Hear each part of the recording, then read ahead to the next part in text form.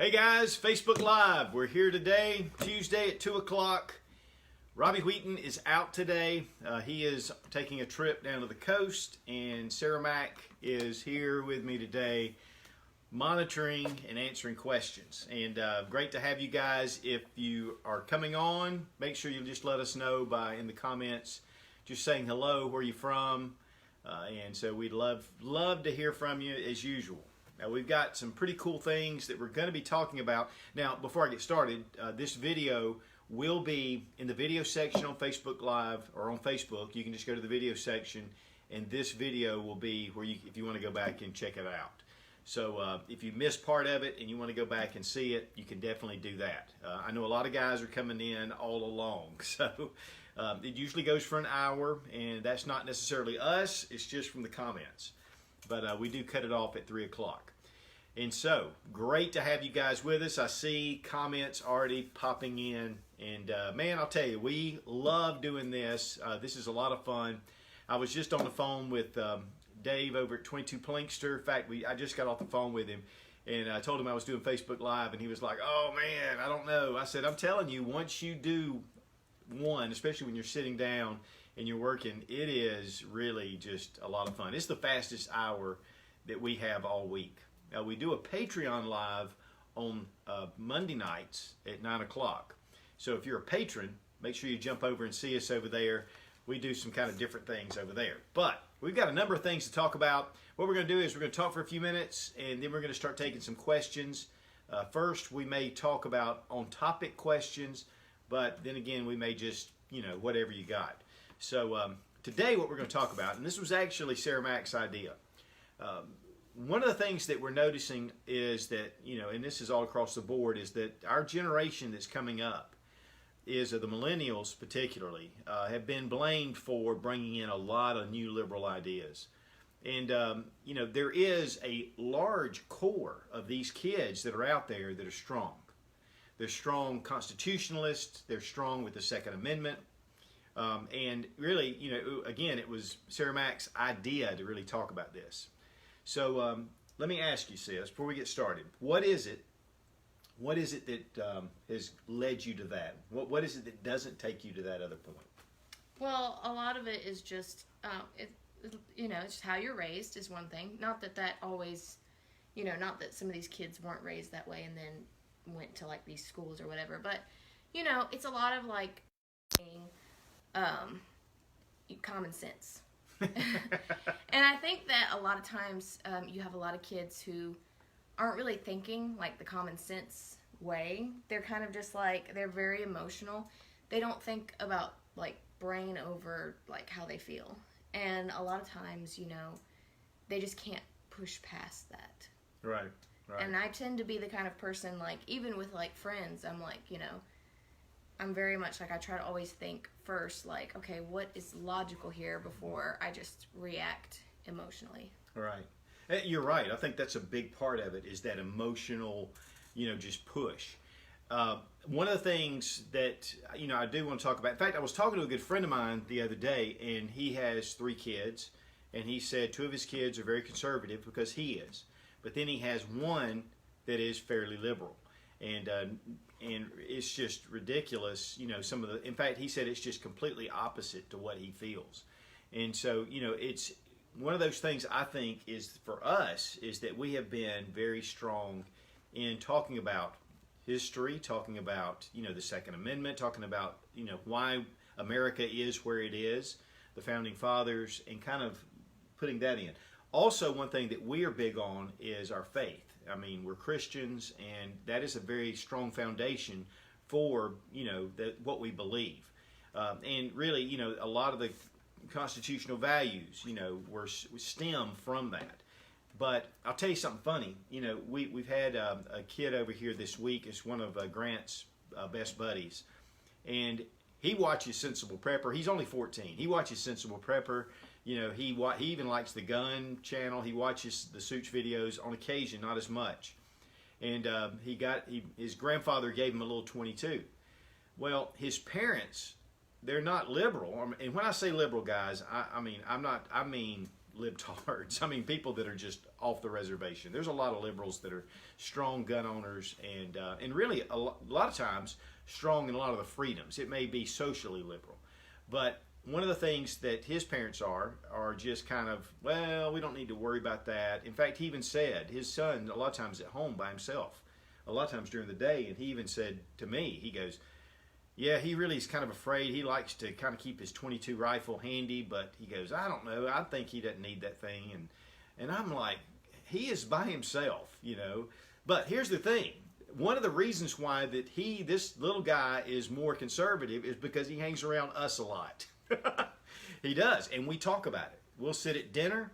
We talk about ideals. We talk about the reasons why we believe the things we do. If there are certain, you know, laws or things that are getting ready to happen, we discuss them. Yeah, and you know, it's not just about the here and now. We're talking about like our future, you know, and that's something to be concerned about when you're my age. Like, what is it going to look like when I'm older? You know, I'll tell you what, guys, you know, it's really important, the people that you have any kind of influence with, especially, you know, that younger generation. You may be in that younger generation. And, you know, having that kind of influence and not just going with the pack, not just kind of going with the flow, but, you know, standing firm. We have a good friend of mine. In fact, he'll be on an upcoming video for the Smith & Wesson 6906. It's the 9mm third generation Smith. It was from AIM Surplus, and his family was from Vietnam. And so when he came over here, his family is very conservative because they lived through communism. And you know, a lot of times people that are like that have lived through those revolutions, have lived through those things, can come here. A lot of Cubans are that way. A lot of people from South America that have made their way here. I know Robert at U.S. Grunt Gear. His family barely got out of Honduras alive. And when they did, they came to America. Robert was a U.S. Marine, and he is one of the most patriotic guys I've ever known, which U.S. Grunt Gear makes really excellent stuff if you're looking for, you know, any kind of load-bearing gear or plate carriers. But I think a lot of it has to do with how we teach. Doesn't mean we beat people down. It means we bring them up and teach them. It's just informing. You know, a lot of people, they are glued to an idea because they really don't know what it is. Because if they really knew how it would affect them, then they wouldn't have anything to do with it. Right, right. But they just don't. They have this almost like imaginary, emotional idea of what it is. Right. Yeah, and you're right. It is emotional. Once you really kind of lay things out and understand that, you know, most of the shootings, most murders by firearms are in those big cities, those top 5 cities. When you take those away, we're like number 150 out of 180 countries with, you know, gun crime. I just read it. It was like we're 3 with those 5 cities, number 3. But if you take all those cities out, we're 183 out of 190 something. Right, that's right. Which is like ridiculous. And so, you know, having the facts. Now, honestly, guys, you can talk to people all day long and try to convince them, and they're not necessarily going to be convinced. But taking people out to shoot, you know, having really good discussion, listening to them, just like with your kids. Listen to them, your nephews, your nieces, your grandkids, your best friend. Taking that time, you know, to kind of, you know, try to, you know, educate them in a very sensible way. And I think that is really big. We have got to be more proactive when it comes to that. And it's just like we were talking about a couple of weeks ago. You know, protecting our Second Amendment is not me getting on here and blasting what the left is doing and telling us how we need to fight them and fight them and fight them. The way that I personally protect the Second Amendment, as far as my philosophy, is to teach you to love guns and to get you more and more interested in firearms, get you more and more interested in being prepared, which we're going to talk about this in a few minutes. You know, the things that you need, and it will begin to get you thinking, you know, into that kind of positive way, a proactive way, and then hopefully it'll spill over. Yeah, well, you know, people react more positive to positive, you know, arguments. Right. You know, you start yelling at somebody or you get yelled at and your immediate thought is not, I'm listening to this person, but what your, like, response is going to be. Like, right. How to prove them wrong. Right.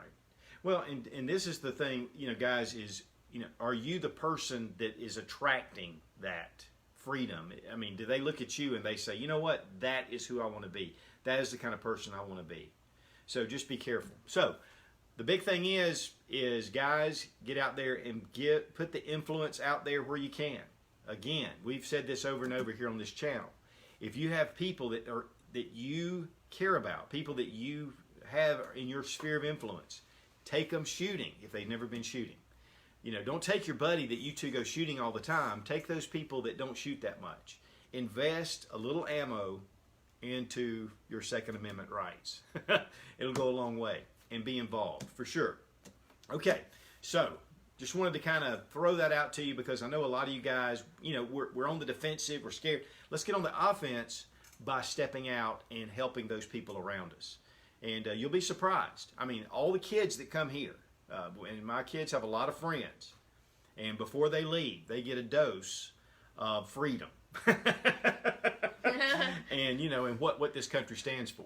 So I just want to throw that out. Now, if you have some questions, and I know Sarah Mac's over here monitoring. So if you have some questions, jump in and we'll try to answer some of them.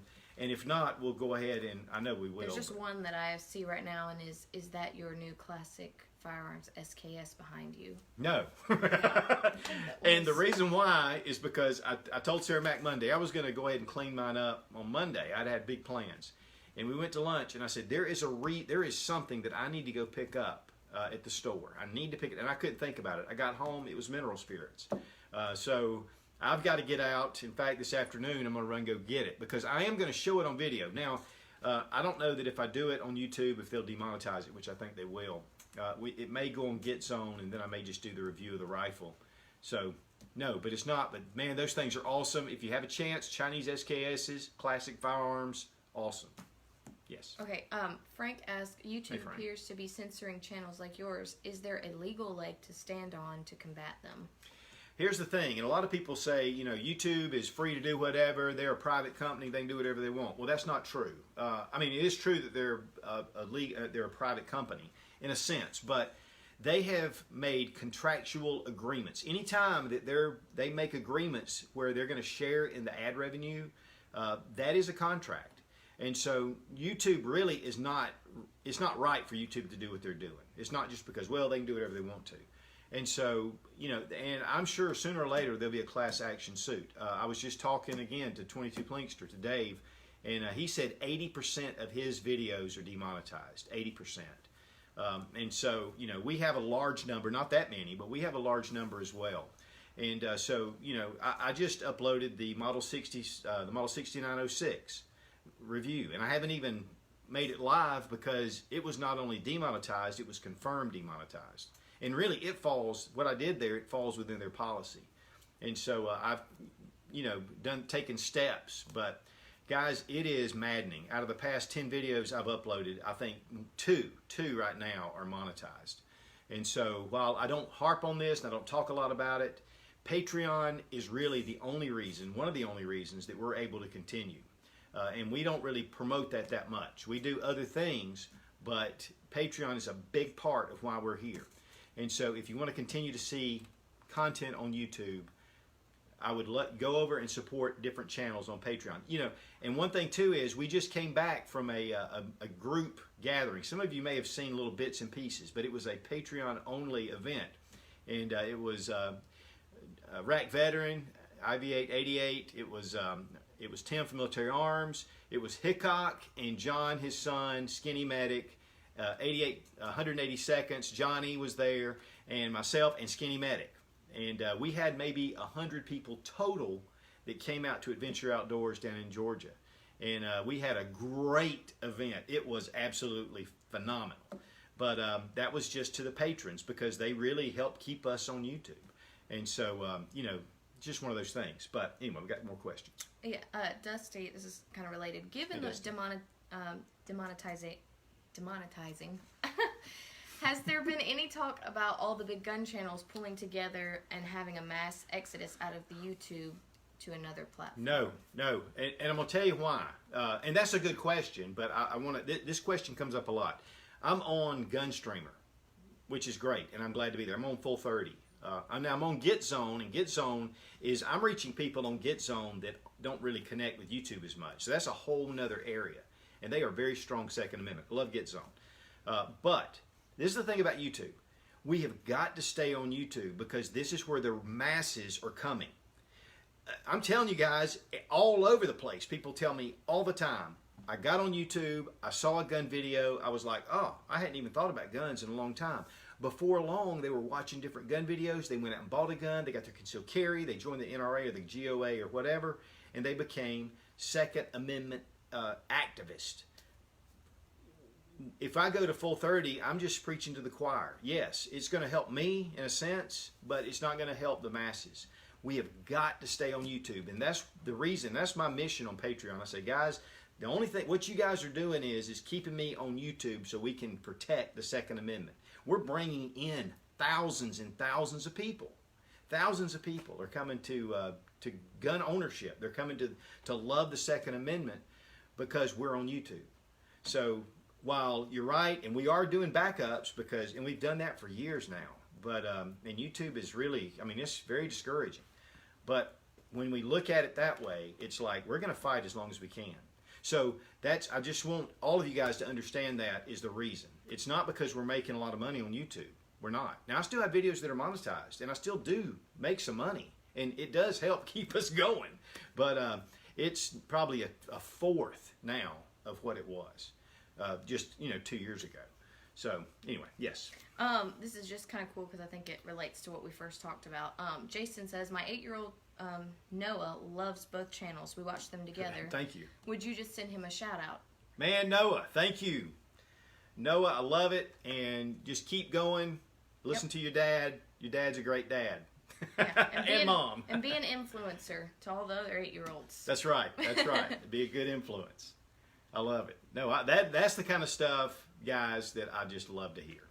And so, we've got to, this is what I said this last night on Patreon. This is really cool, but I mean, it just came to me. But when I first started my channel, one of the things I noticed was people kind of felt like they were outside, that they were a little bit on the fringe because they like guns, because they like to protect themselves, because they were maybe, somewhat survival minded. One thing about YouTube has been that it has brought a group of people together to where, guys, we are not alone, and we know we're not alone now. We know that there are a lot of people out there that enjoy the Second Amendment, that enjoy shooting, but also take it very seriously and will stand for Second Amendment rights. And home defense, and defending your family, and being prepared, and maybe having a go bag in your vehicle. And so, yeah, awesome. I mean, that's one of the big things too about YouTube. Clinton asked, California registration, isn't there a federal law forbidding the government from keeping a list of firearm owners? Well, there's the federal law can't. The federal government can't keep a list. But as far as states go, that gets kind of murky sometimes with states' rights. So I don't really know. In fact, I'm pretty sure that they're allowed. Unfortunately, we've had a lot of liberal judges that have voted or have ruled against some of these things that are honestly foundational principles. And that's one of the things that Trump's really trying to do right now is to replace these judges with good conservative judges when spots open up. And so that's a really huge plus. That is one thing. The judicial system really has a lot of the laws tied up. And so we've got to continue to fight. And that's why Second Amendment Foundation, that's why the NRA, that's why GOA, that will put lawsuits against these states because to protect their actual citizens' rights, it's really important. Yes. Brian asks, hey Such, have you seen or heard about the SIG P365 XL? I heard about it today. One of my patrons, Jim, sent me a picture of it, and I was like, oh man, that is awesome. There's a lot of these compact pistols that are going with a longer slide and keeping a shorter grip. And one of the big advantages of that is that when you're carrying appendix, well, not necessarily, but when you're carrying, what really you need to hide the most is the grip. And so the slide can be longer, you have a longer sight radius, you have more balance, there's a lot of cool things. In fact, I'm getting ready to do the Smith & Wesson Shield. It's the 4-inch barrel, and it has the red dot on it. And so that's coming up. But that's one thing. In fact, with the G43X or the G48, that was one of the principles kind of behind it. So now, yes, I just saw it today. I'm pretty excited about it. I need to see if I can acquire one when they are released. Any plans to have another meet and greet even closer to the Charlotte area? Well, I haven't done meet and greets in a while. I mean, except for like at big events like the NRA and things like that. But, and then this thing that we did this past weekend. But I'm thinking I may get in, I work some with Palmetto State. Well, I've done one thing with Palmetto State. We've worked on the PSA Freedom AR-15. And so I finally have actually somebody I can talk to there. And so maybe, hopefully I could do something there at the Palmetto State Armory here in Greenville, which would only be a couple of hours. But maybe at Charlotte, I'll see. I know Hyatt Guns, we did one there 3 or 4 years ago that was phenomenal. I mean, that was really awesome. And those guys, we've done quite a few in Georgia. When I was doing a lot with Head Down, they would just go and I would go help them get things started. But I haven't done anything recently, and it would be good to put something together. So maybe this summer we can do a couple of things like that, and maybe even Adventure Outdoor. I know they were really excited about a lot of the attention that they got for hosting what they did, and I mean they brought in Chick-fil-A. I mean it was just really a first-class event. And if you've never been down to Adventure Outdoor in Smyrna, Georgia, which is right outside of Atlanta, it's the largest gun shop I've ever been in, and I think it's the biggest in the Southeast for sure. Yes. Nate asked, best and most comfortable in the waistband holster for tubby dudes? Well, I mean, I'm not as slim as I used to be, but I'm still not, I don't really have that issue. I don't really know. I know that sometimes with appendix carry that can be tough, especially, hanging over like that.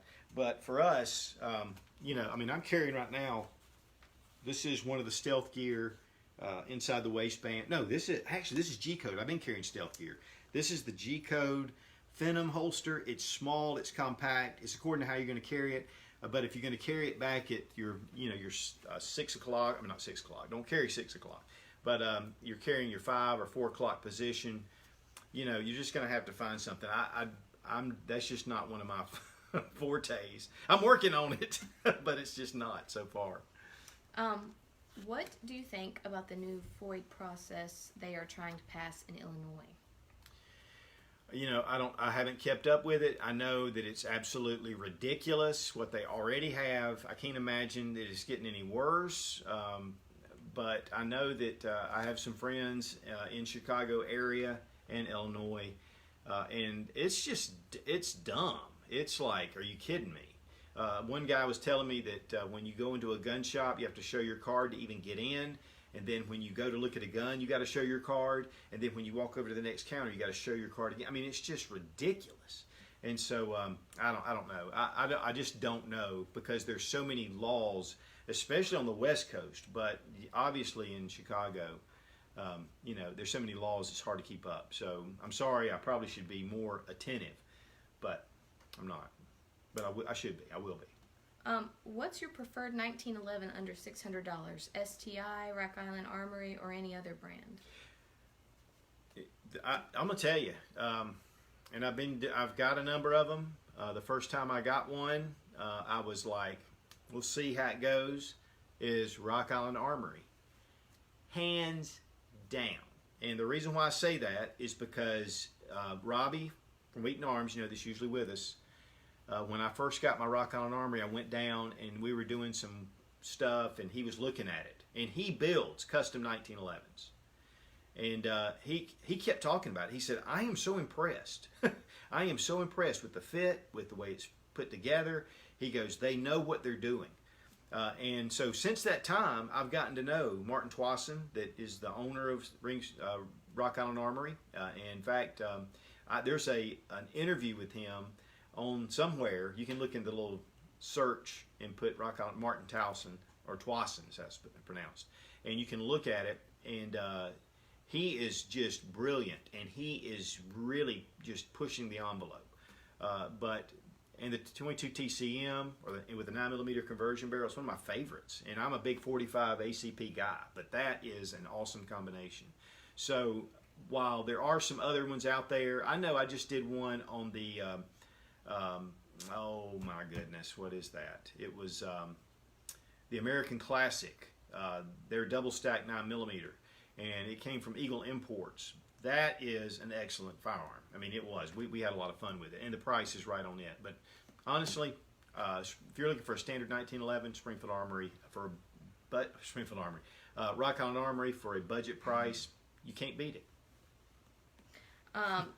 Ian says, great stuff. Hey, Let's Ian. change gears. What's your favorite cigar? Partagas Black Label Maduro. Hands down, the cigar that I love. And I do smoke other ones, and I don't smoke cigars a whole lot. I used to smoke them way more than I should have, but I don't. But I do smoke some on occasion, and the Partagas just is my favorite.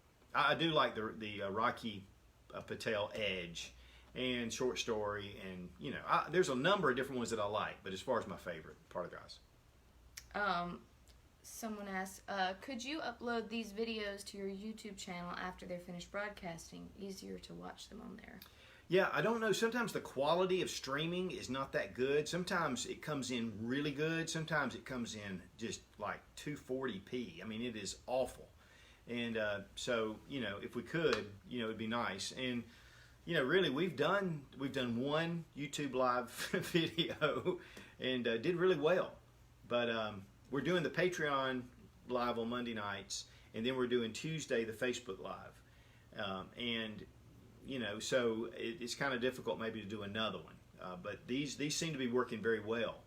But, I don't know.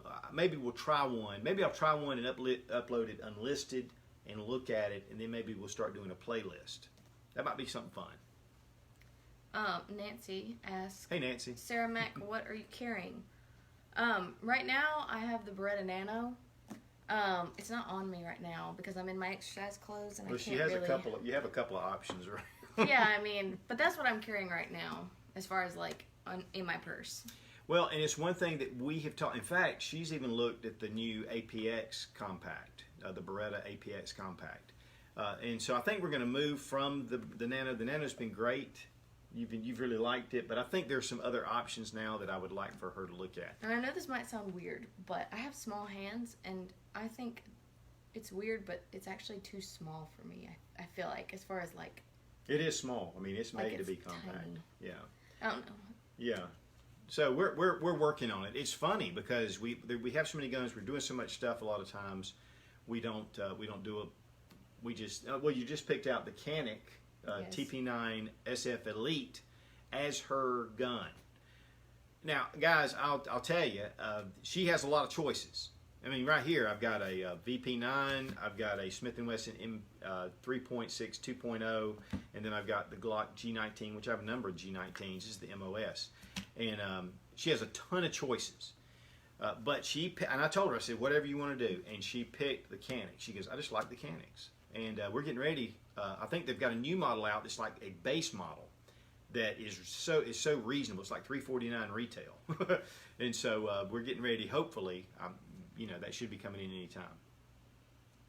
So. Okay, so Liam asks, hey Such, Hey, Liam. what are some reliable ultra concealable handguns? There's a lot. Like I say, we're in the golden age of firearms. It's according to what size? What you mean by super compact? When it gets down to really compact, really small, I like the Ruger LCP, the LCP2 or the standard LCP. I like it because it is so small. It is .380, but I can carry that into places that I really shouldn't be carrying, that I don't, and not feel, concerned about it. Now, as far as for years I've carried the Model 26, and I still do. But here lately, especially around the house, I've been carrying the Model 43. And it's really funny because that's what I was showing here in this Stealth Gear holster. Appendix style, I like to carry something a little thin. I'm not a big guy, and so if I wear something, it can kind of, print. But, I got the G43X, love the G43X, but the grip actually pokes out here. So, but, the Smith & Wesson Shield, that's my wife's concealed carry. I'll show you something funny. Here I have the Charter, this is the North American Arms, and it's the Pug in 22 Magnum. And it's funny because I carry it sometimes. I don't. Here lately, I've been carrying it all the time. It just fits in the right spot. But there's so many choices. I don't know how to give you that many. I mean, there's just so many. And again, according to what size you want. Dylan asks, Hey, Dylan. What rack is behind you? Have you checked out Gallotech? This is Securite, which is just absolutely awesome. And this thing is a lot solid. I mean, these plates, they're metal plates, steel plates. They hang up. They've got really secure connection points. You can see how the rifles go this way instead of just all along this way.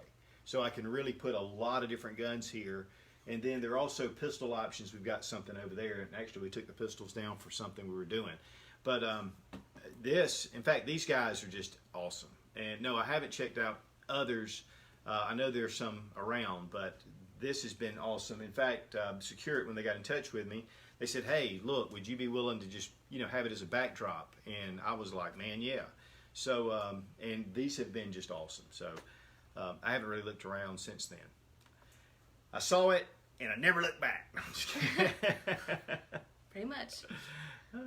Barry asks, I'm interested in the Taurus PT92. Do you have any experience or opinions on that gun?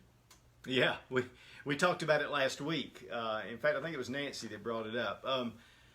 The PT92 is really a licensed copy of the original Beretta 92. And in fact, they built a factory down there, and then Taurus actually ended up, buying it out for whatever reasons that went on. That's been, of course, 30, 40 years ago. The one thing that I love about it's a great gun, first off. It's just an excellent quality gun. My brother had one. He put over 100,000 rounds through it. And then it started kind of having some issues. He sent it down to Taurus, and this is in their early days, and they tightened it up. Whatever they did to it, and they just did a whole refurbish of it and sent it back to him at no charge. And he loved it. He ended up selling it, and he hated that he sold it. I'm really looking to get one right now because I really like the Beretta 92. But what I love about it is you can carry it cocked and locked. So that means that it's not a decocker, and that's one of the things about the Beretta, unless you get the G safety, is that when you decock it, it's on safe. You've got to remember to uncock it and to put it on fire. And it's just one of those things that I'm afraid I'll decock it, stick it in a holster, and then when I go to pull it out, it's on safe. But yes, Taurus 92, excellent. P99 has adjustable sights. I think that's the only difference. Papa Stu Hey, has Papa. a question for me, actually. What are some useful tactics to reach the millennial crowd in order to convert the liberal snowflakes to buy into much more freedom and liberty conservative movement? I'll say, I worked at Chick-fil-A for a while, and I knew a lot of younger, some my age, some younger than me, and a lot of them had this kind of almost, not really, there were some liberals. In fact, there was one girl that I made a comment on her very nicely. That's one big thing. It's just being really friendly and nice and showing them that you're not some radical, crazy right person. Because anytime they see that radicalism, unless they're radical themselves, and then it's really hard to, reach those people. Those people are really hard to reach. But most of these millennials are just kind of floating. They don't really care about politics. They don't really see a need for why Second Amendment, because they've never dealt with anything that they needed that for. They just don't know. And so I know sometimes it's just talking to them about, well, what about this situation? What do you think about this? I know there was this one girl, she never really liked kids, and then her niece was born, and then she was totally in love, and we were talking about guns, and I just said, how would you feel if somebody was threatening, your niece, and then all of a sudden she went from someone who just really didn't care to I would shoot them. And I was like, exactly. But if you don't have that ability, how are you supposed to protect them from somebody bigger than you? Because it's just this girl, And so, you know, just things like that, just being really friendly, becoming friends, and just really kind of being like, hey, have you ever thought about looking at it this way? Right. You know, and just giving them situations and just kind of like informing them in a very calm and kind way, because that's the best way to do it. Right. Yeah. And I think one of the big things, like we've said, is taking them out and doing a little shooting, take some 22s, just have a good time. They may not be pro-gun, but at least they're more neutral. And she's right. The thing is a lot of these kids are not interested at all in what the facts are. They just hear a little blurb on CNN or whatever news source they just happen to flip by. So I think, you know, being very polite and a teaching, you know, doing it more like in teaching than just an instructor, you know, teaching, bring them in. Mentoring. Yeah, and especially if you have family. That's the hardest one at times. So, you know, I mean, like my wife's family, when I first met them, they didn't have a gun. They weren't anti-gun. They were very conservative, but they just weren't thinking about it. And so now, you know, she has 3 younger brothers, and all 3 of them have guns. One of them is gung-ho. I mean, he loves it. He's got ARs. He's got all this, you know, and he's really, you know, the other 2, they have guns in their home, and they see a strong need for it. So, you know, I think the thing is just being that passive influence where you can, and then when you see the moment to be active, is to be active. But we've got to be active. We've got to be. Patrick asked, opinions on concealed carrying an FS 1911? Well, you know, the 1911 is a fairly larger handgun, but the one thing about it is thin. So in some ways, it's actually easier to carry. For me personally, especially, you know, if you're carrying a steel frame, is a belt holster with some kind of, you know, just loose shirt or whatever. Of course, 6 o'clock position on a belt, but you really want something that is fairly sturdy, because those, you know, handguns. Now, if you're getting something that is an alloy frame, you know, a smaller compact, you know, they're not too difficult to carry. You can carry them very similar to the regular. But when you get to your full-size 1911, there's definitely just limitations. I have one of my best buds, John. He used to have a lot of para-ordnance. He loved the P-14s. But he was 6'3", and he was a big bone guy. He was big. And he could carry it. I mean, he carried a full-size, double-stack 1911. I never would have gotten away with that. You know, I'm 5'10", and weigh, you know, I weigh, you know, about 175 pounds. So it's like, that's not something I can do. So there's a lot to do with it. And guys, I'm going to tell you, you know, I don't care who you are, there's a bazillion holster choices out there, and I've got boxes full of holsters trying to decide what's the best. And that's one of the things, you got to find what's best for you. So, wish I could help more directly, but that's just some thoughts. Daryl asked, okay, I have a question. If I mailed you a MAGA hat, would you wear it? Well, I bought 4 at NRA, so yeah, but no, don't send me one.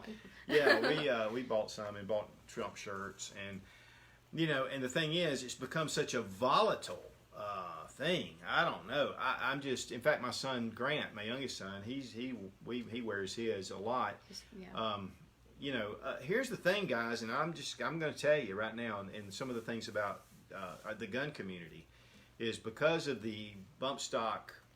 And I'll call it debacle because it really should never have happened. But because of the bump stock thing, Trump has really, you know, there's a lot of people that are strong in the Second Amendment that feel like that Trump's betrayed us. So it's gotten to be very difficult and to deal with. And so, you know, guys, I think the good thing, I think what's crazy is I think when we have a crisis against the Second Amendment, which we're going to have, sooner or later, one of these school shootings is going to turn out and a lot of people are going to be shot. And it's going to turn into a political mess. And that's when we have got to just come together and go forward. So I've never seen it so shattered. But, yeah, I love it. I do. We have them.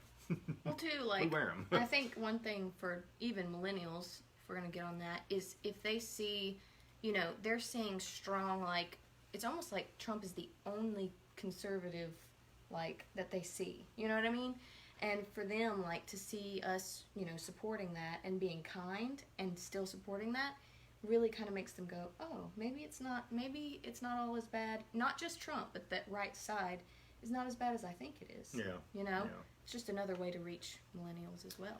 Okay, we're going to take a quick break here for a few minutes. There's a couple of things we're going to talk about, but the first one is, and this is something really simple, is the new Olight PL Pro. And this is just like their PL2. This is 1,500 lumens. 1,500. Now, we've double-checked all these, and they are safety checked. But it has 1,500 lumens, but then you can set it for 300 lumens, because a lot of people feel that 1,500 lumens is bright. It's too bright, maybe indoors. So you can drop this down to 300 lumens, but yet the 1,500 lumens makes it good for a rifle. So you can put this on a rifle, on a pistol. It does come in the black as well, but the cool thing is, and you'll notice at the bottom, it's rechargeable. And that's one of the things that's new for Olight that they're doing. And then if you're looking for a compact light, the PL2 or the PL Mini 2, which this is an adjustable base and it fits any. In fact, I even had it on an XDS. It fits really nice. Now, the reason why I'm bringing them up, and you guys know that we do different things with Olight, but the reason I'm bringing it up is they're having a flash sale on the 24th, and I think this one, because it's rechargeable and all the different features with it, I believe it's $159.90, and it's going to be down to $95 something. It's going to be 40% off coming up on the 24th.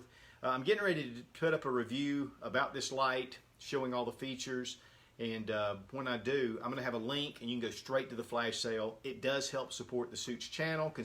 Speaking of demonetization, that's one of the things, little things like that have helped us to stay afloat as well. But this is coming up, guys. It's going to be awesome. Now, one thing typically is they'll offer this desert sand color in a limited edition flash sale only. So if you really would like the desert sand, the flash sale is the only time typically you can get them. And so anyway, this is coming up. These are great lights. We have beat the fire out of them. We've done all kind of stuff with them. They're just tough lights. So anyway, that's coming up. And there. So also another thing, though, I just want to kind of mention that. But one thing that I do want to talk a little bit about is putting together some kind of go bag. And this is what I keep in my truck. It's got just the essentials. This isn't a bug out bag. This is what I call a go bag. There's certain items in here. There's a poncho. There's water filtration. There may be some food in here. I'm kind of back, usually lifeboat food, because when I go on a trip or something like I did to Atlanta this past weekend, I want some essentials. Map. I have a nice map in here. I have paracord. All those kind of things that can just get you through. And just having something with the essentials in them is just critical. Every one of the kids, they have their own. She keeps hers in the back of her car. My wife, my other two boys, even though Grant is just starting to drive, but he will have a bag in his car. And so, I just want them to be prepared. And it's just important. That's one thing. And I think it was John Lovell that recently did a video where he ran and everything had gone crazy, and it was kind of a skit. And he ran and got his bug out bag, and his wife said, "Where's mine?" And he went, oh yeah, I guess I should have had you one. Make sure that also that you have your significant others and those that you love, put them a bag together. So this is one thing. This is the Action Gear Dust. In fact, my buddy JC sent this to me, just one of my patrons, but just a really great guy. And just sent this, said, "Hey, have you checked it out? I want to send you one." I was like, okay, and I got it, and I love it, and I use it all the time. But there's a lot of good options out there. But taking care of the rule of threes. You've got 3 minutes without air, so having maybe a bandana, having some kind of filter, having, even some kind of respirator. Because of dust, smoke, things like that, 3 minutes without air. 3 hours in harsh conditions. So you want to make sure that you're able to keep yourself out of the elements. Maybe get yourself with some kind of poncho or tarp or something to get the water off of you, or in extreme cold or extreme heat, covering up. And then you have 3 days without water. 3 days without water. You can't live longer. Now you can live, but your body starts to really break down, and dehydrate, and you start having all kind of problems. But you will die without water. And then 3 weeks without food. And because of that, I don't put a ton of food in here, even though food is necessary to keep you kind of going and keep your energy up and your morale. But there's medical that flows in between that. Medical can happen at any second.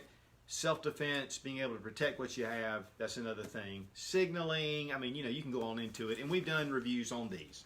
But I just wanted to bring it up, guys, to encourage you to think about having some items in a bag for getting home. Or, really, if you've just got to go and you're just a last-ditch effort, this is better than nothing. This will get you taken care of. So, again, Sis has her bag right now in the back of her car. And she has the essentials she has in here. And I'm very strong telling them, do not pull things out of there unless you're in an emergency situation. So, and I'll tell you something, guys. The emails that I get, I'll do a video about this. And I will get emails from people saying, I watched your video. I put together a bag. It honestly saved our lives. I mean, I've had people say that because there are thousands of people that are watching. Somebody in that group is going to face a SHTF. It's going to be personal, but it's going to be SHTF. Tornadoes, hurricanes, get stuck in a blizzard, whatever. And they found that bag. They had fire starting capability. They had whatever they needed, and they were able to survive a situation. So I just highly encourage you guys, put together some bag. It doesn't have to be certain products. I don't give a flip about that. Just have some stuff together. So it's a really important part. So let's go back and ask a few questions. We're going to check our time. We've got about 15 minutes. So it goes quick, guys. I'm telling you, this is the fastest hour we have all week. Derek asked, Hey, Derek. I have always had a hard time with the size of holsters. I carry the 3 to 4 o'clock position in the waistband. I have used the clip draw, clip that adhesions to the side of your pistol for a number of years. I do have a hammer on my pistol to hold down as I slide it in also. What is your opinion on those? Well, I'm telling you, Derek, there are so many different holsters. There's so many different body types. It is really difficult to pinpoint. One thing that there's some guys that love hybrid holsters, and that's with the wide piece. They're very comfortable. Very comfortable. They have the 2 clips.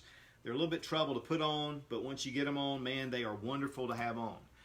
For me, for years, I used in fact, I still do, Jackson Leatherwork.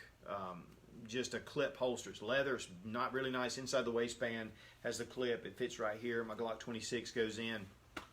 I'm going along during the day. Don't even know it's there. I do carry my appendix style. I do that. But they're just different styles. And unfortunately, I don't really have an answer because there is no one answer for everybody. It's just different for different people. And so sometimes people just the way they sit, the way they move, what they do for a living. If you drive a lot, that's definitely something to consider. So I would like to be able to say, yes, this is the holster you need. But I haven't even, I'm moving around from different holsters at times. But I find that Jackson Leatherwork, again, I have a Stealth Gear. Stealth Gear makes some really good holsters. Alien Gear makes a great holster system. And they're very reasonable, and you can change them out. Excuse me. That is a great, and they're getting better and better and better. Their modular system, their 2.0 Shapeshift holster set is just awesome, and it's reasonable. But and there's a lot of guys that are holster snobs, and they want a specific holster, and they go and they're looking for something. But I wish I could just say it, but again, that's just the way it is. Scott asked, Scott. I recently purchased a Wyndham Weaponry 308 and noticed that you had a video on the 308 upgrade, and I was wondering if there was a part 2. You had mentioned a part 2, but unable to find it. Thank you. Yeah. I've always been guilty of in the moment. Yeah, we're gonna be doing this, you're gonna be doing that, and sometimes I don't get to it. Yeah, the Wyndham Weaponry 308 probably what I did was I took it down. Because YouTube, any kind of build, any kind of upgrade, if I'm adding a handguard or whatever, I was getting strikes for that stuff. We had to take a lot of videos down. One thing I will tell you is, now they are live on Git Zone, because Git Zone actually got in touch with me and said, we want your contraband videos off YouTube. And that's what I did. I put them over there. If you want to find the links, though, you can go to our suitszone.com. That's our website. Or not Suit Zone. Suitsgear.com website. Suitsgear.com. And we have a page that has those video links on there. And you can go and look. and it may be on there. You know, I have over 1,500, maybe 1,600 now videos. So, you know, a lot of times I'm not really sure what's over there, what's not, but I do know that on that page there's a lot of different stuff. And so, and on YouTube, really, you probably won't find anything where we've done a lot of upgrades unless I just haven't caught it, because I did the I think I might have mentioned, I did the Smith & Wesson 2.0 Performance Center Shield, did the review. And because it was an upgrade at the factory even, YouTube demonetized it. Any kind of upgrade, any kind of addition, any kind of scope, most of my scope reviews have just been demonetized. I'm not even sure why. So, you know, it just makes it really frustrating. And stuff like this, where I'd like to have a library for you guys to be able to go to and say, hey, this is what I've seen. I can't even do that on YouTube. And that's what YouTube is for. That's what they're known for. So it's very frustrating. That's what Patreon's for, though, guys. Glow sticks for the go bags, yay or nay? Yes, and glow sticks are used by the military. And I'll tell you, I've been looking for some. I've got a video on Sensible Prepper to do talking about glow sticks and the different things you can do with them. And I need to get a source. I had them. The thing is, they have a shelf life. They will expire after a while. And so I had some stashes of them, and I came across them actually it's been a couple of months ago, and realized that they were spent. So I need to get some, and I think our local Walmart, I couldn't find them. I just need to find some good ones. So yeah, we're going to be doing some stuff. But yeah, glow sticks have a lot of purposes, but we're going to be doing that on Sensible Prepper coming up sometime. So Sportsman's Guide. Yeah, Sportsman's Guide, I'm sure. They do. Because we've posted some on our Sensible Prepper Facebook page, some links for those as well. Well, I'll be getting in touch with Sportsman's Guide, see if they'll send me some. If they won't, I'll just go buy them at Home Depot. But there'll probably be some better quality. Dennis asks, what do you guys think about the Smith & Wesson 686? The 686, I have a special soft spot in my heart for the 686. When they first came out, my roommate at the time, buddy of mine, he bought a 686 with the 6-inch barrel, and that gun, it was just the quality, the smooth action. I mean, it was just awesome. Now, I haven't done anything with a 686. That is one of the guns that's on my list. That's on my personal I want list. And I've had that on there for a long time. I just haven't gotten one. But I think that the 686 is probably one of my favorite revolvers, especially 357 38 revolver. So, I mean, the Ruger GP100, when those kind of came out at the same time. And that's another one that I really like, but I think the 686 has an edge over it, just for me.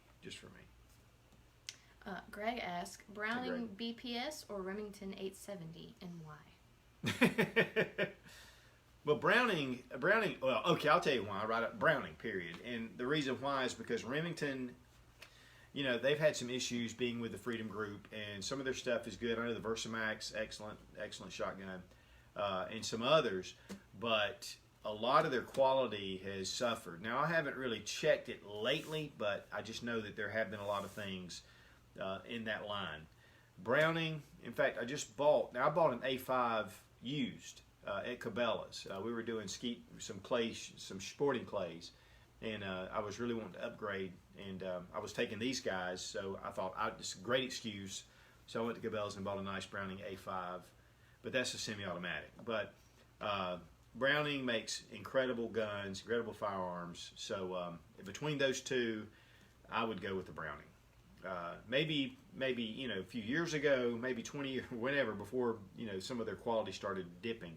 Which I have a Model 870 that I absolutely love, but it's one of the Wingmasters. It's the original blued. I mean, it was one of the first shotguns. In fact, it is the first shotgun I ever bought, and that thing is beautiful. In fact, you used it at for the sporting clays. She did well with it. Yeah, that's what she picked. And so, those older Remingtons. Oh yeah, I would say that would be a hard choice, but I would go with the Browning.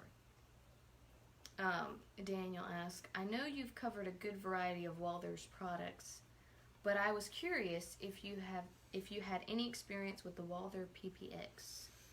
No, honestly, I have not. It's funny how I started doing anything with Walther is gunbuyer.com. Those guys are wonderful, and they sell a lot of Walthers. And Walther actually got in touch with me and said, "Hey, gunbuyer.com has some exclusives, and they'd like to work with you on it." And I said, "Okay, great." And they sent me a gun. I did the review. It was wonderful, but I don't really have a lot of direct. Even though I know Vincent Mann over at Walther, and he and I, have become friends. I don't work at all with Walther. It's kind of weird, but I do work with Gunbuyer. But yeah, I mean Walther, the PPQ, that whole series, the P99 even, I love it, and their 22s, the P22. So no, I haven't done anything with the PPX. I'm really wanting to get one of the new PPKs, and I haven't even been able to get one. So too many guns, not enough funds. But yeah, I mean Walther. Typically, if it's Walther, it's good stuff. It's good stuff. But it's just one of those on the list that I need to I would like to review. All right, we have about 4 minutes. We have 4 minutes. Okay. So a couple of things, guys. Number one, and we started the whole conversation off with how do we reach millennials for the Second Amendment, for constitutional values? How do we do that? Number one is we do it in a teaching mode instead of an instructor, and this is what you need to be doing. Really try to. One of the biggest things, though, guys, one of the number one things is if you can take them out shooting, and we've said this a number of times, if you can take those, just say, hey, let's go do a little shooting. And even if you just take 22s out, and 22 ammunition's cheap, but taking them out, it is an investment in the Second Amendment to take young people out to shoot. I'm telling you, it is awesome. In fact, I'll tell you this. There was a local, in fact, we went down to a fraternity down at University of South Carolina. They were doing a big shoot, and one of the guys there invited me to come down because his dad couldn't make it, and it was a father-son deal. So I was really honored. But we went down, and Seth went with us, and we shot sporting clays. And that was part of the event, was going to a range and shooting sporting clays. So you have all these young fraternity guys that are shooting sporting clays. Now, that doesn't mean that they're going to be all pro-Second Amendment, but it definitely helps to soften things up. One of their members went to a Beto O'Rourke rally there in Columbia, and the fraternity guys have been hounding this guy like crazy. So, a lot of times those kind of things, just introducing them, getting them started, just taking them out to the range is a big first step, because people that get into the Second Amendment, all the rest of them start falling in line. You can be all about freedom of speech and not care about Second Amendment, but you cannot be all about the Second Amendment and be against freedom of speech. Okay, so that's one thing. And that is one of the most important things. The other thing is, if you don't have a little go bag, guys, put together some essential items. I have tons of videos on Sensible Prepper. Check them out. This go bag right here, I've done weapons bags, and all those have been demonetized, obviously, because YouTube, But that doesn't matter. I'm keeping them on there because I want people to be ready. So this kind of thing, having just some essentials, you can put it in the trunk of your car and just, there it is. It's just great. Having a little medical stuff in there. I have used these. These have come in handy for me.